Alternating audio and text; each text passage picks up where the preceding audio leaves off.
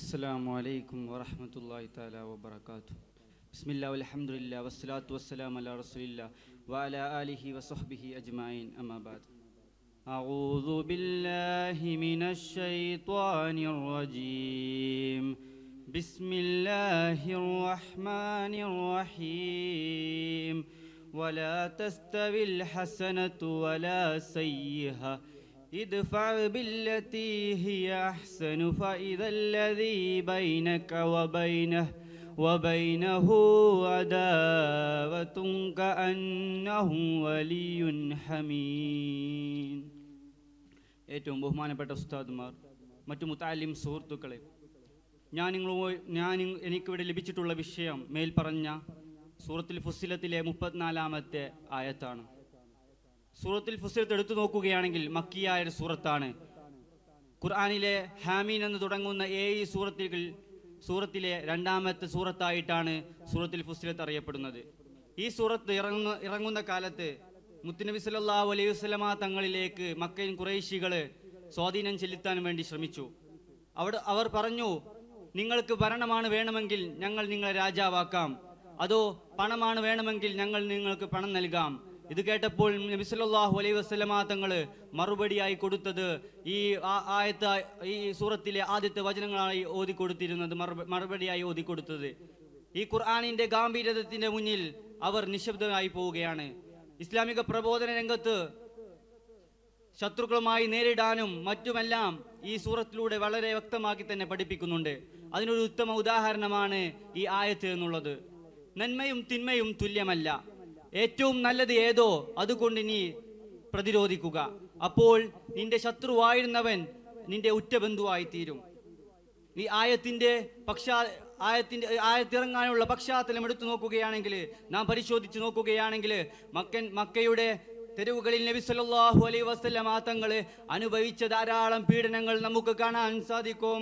അബൂജഹലിനെ പോലെയുള്ളവർ പ്രവാചകനെ ശാരീരികമായും മാനസികമായും തകർക്കാൻ ശ്രമിച്ചപ്പോൾ നബി സല്ലല്ലാഹു അലൈഹി വസല്ലമ തങ്ങൾക്ക് അള്ളാഹു നൽകിയ ഒരു മരുന്നായിരുന്നു ഈ വചനമെന്നുള്ളത്.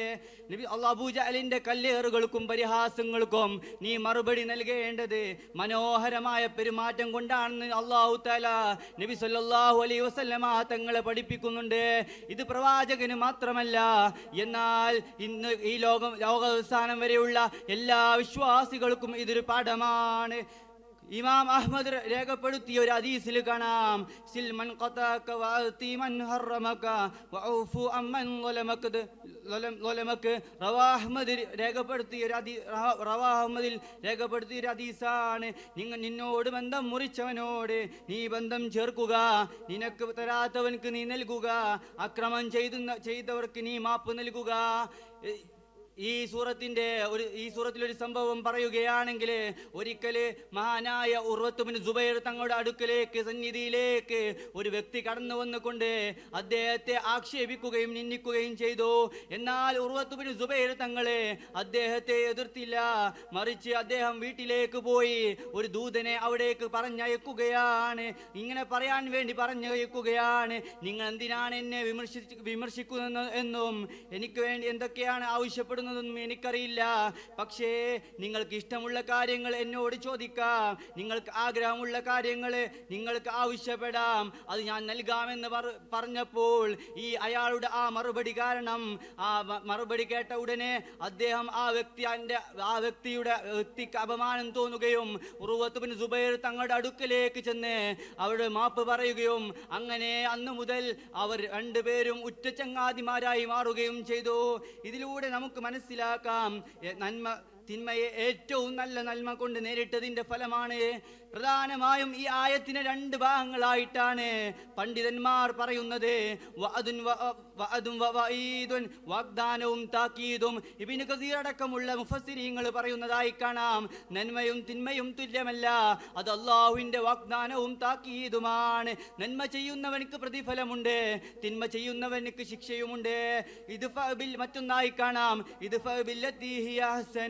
ഏറ്റവും നല്ലത് കൊണ്ട് നീ പ്രതിരോധിക്കുക. ഒരാൾ ഇമാം തൊബരി റഹിമഹുല്ലാഹു തആല പറയുന്നു, ആരെങ്കിലും ഒരാൾ നിങ്ങൾ ശകാരിച്ചാൽ നിങ്ങൾ അവനോട് മധുരമായി സംസാരിക്കുക. ഒരാൾ നിങ്ങളോട് അകന്നാൽ അവനോട് നിങ്ങൾ അടുക്കുക. ഏറ്റവും മോശമായി പെരുമാറിയവനോട് ഏറ്റവും നല്ല രീതിയിൽ പ്രതികരിക്കുക. അൽ ഖുർത്തുബി റഹിമഹുല്ലാഹു തആല പറയുന്നു, ഇതിലൂടെ പരലോകത്തേക്കുള്ള പ്രതിഫലം ലഭിക്കുക മാത്രമല്ല, ഐഹിക ലോകത്തെ ശത്രുവിനെ എങ്ങനെ നേരിടാമെന്നെല്ലാം ഇതിലൂടെ മിത്രമാക്കാനും ഇതിലൂടെ കഴിയും. ഈ ആയത്തിന്റെ വ്യാകരണ ശൈലി എടുത്തു നോക്കുകയാണെങ്കിൽ നന്മയെ മുന്തിച്ചു.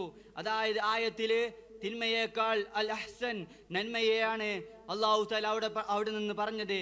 നന്മയേക്കാൾ എപ്പോഴും മുൻഗണന നൽകേണ്ടത്, നന്മക്കാണ് എപ്പോഴും മുൻഗണന നൽകേണ്ടതിൻ്റെ ഒരു സൂചനയായിട്ടാണ് ഇതിലൂടെ നമുക്ക് മനസ്സിലാക്കാൻ സാധിക്കുന്നത്. അതുപോലെ നീ പ്രതിരോധിക്കുക ഒരു അമ്രായിട്ട്, ഒരു കൽപ്പനയായിട്ടാണ് ഇത് ഇവിടെ വ്യക്തമാക്കുന്നത്. ഇതൊരു കേവലം ഒരു ഉപദേശമല്ല, മറിച്ച് ഒരു മുസ്ലിം പാലിക്കേണ്ട പെരുമാറ്റച്ചട്ടമാണ് എന്നതിൽ നിന്നെല്ലാം ഇത് മനസ്സിലാകും. അതുപോലെ അഹ്സൻ തഫ്ലീലാക്കിയിട്ട് ഏറ്റവും നല്ലത് എന്ന് പറഞ്ഞതിലൂടെ ഒരാൾ നമ്മളോട് മോശമായി പെരുമാറിയാൽ അതിനേക്കാൾ എത്രയോ മടങ്ങ് നല്ലത് മനോഹരമായി പെരുമാറണമെന്നാണ് ഖുർആൻ ഇതിലൂടെ പറയുന്നത്. ഇങ്ങനെ ധാരാളം വ്യാകരണ ശൈലികളെല്ലാം ഈ ആയത്തിൽ നമുക്ക് കാണാൻ സാധിക്കും. ഇതിലെല്ലാം നമുക്ക് ലഭിക്കുന്ന പാഠം എന്നുള്ളത് നന്മയും തിന്മയും തുല്യമല്ല, എന്നാൽ നന്മയുടെ ഫലം ശാശ്വതമാണ്. നമുക്ക് ദേഷ്യമോ വെറുപ്പോ വരുന്ന സമയത്ത് മറ്റുള്ളവരോട് അതേ നാണയത്തിൽ പെരുമാറാതെ ക്ഷമയും സ്നേഹവും വിട്ടുവീഴ്ചയും കൊണ്ട് നീ പ്രതികരിക്കുക. അങ്ങനെ നീ പ്രവർത്തിച്ചാൽ നിങ്ങളുടെ കടുത്ത ശത്രുവായിരുന്നവൻ പോലും വലിയുൻ ഹമീൻ, നിന്റെ ഉറ്റബന്ധുവായി തീരും. ഇത് അള്ളാഹുവിന്റെ വാഗ്ദാനമാണ്. നമ്മുടെ ജീവിതത്തിൽ സമാധാനവും സ്നേഹവും നിലനിർത്താനുള്ള ഖുർആനികമായ ഒരു മാർഗനിർദ്ദേശമാണ്.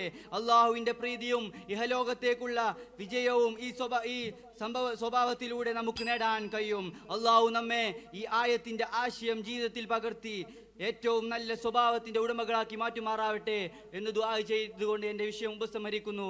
വആഖിറു ദഅവാനാ അൽഹംദുലില്ലാഹി റബ്ബിൽ ആലമീൻ. അസ്സലാമു അലൈക്കും.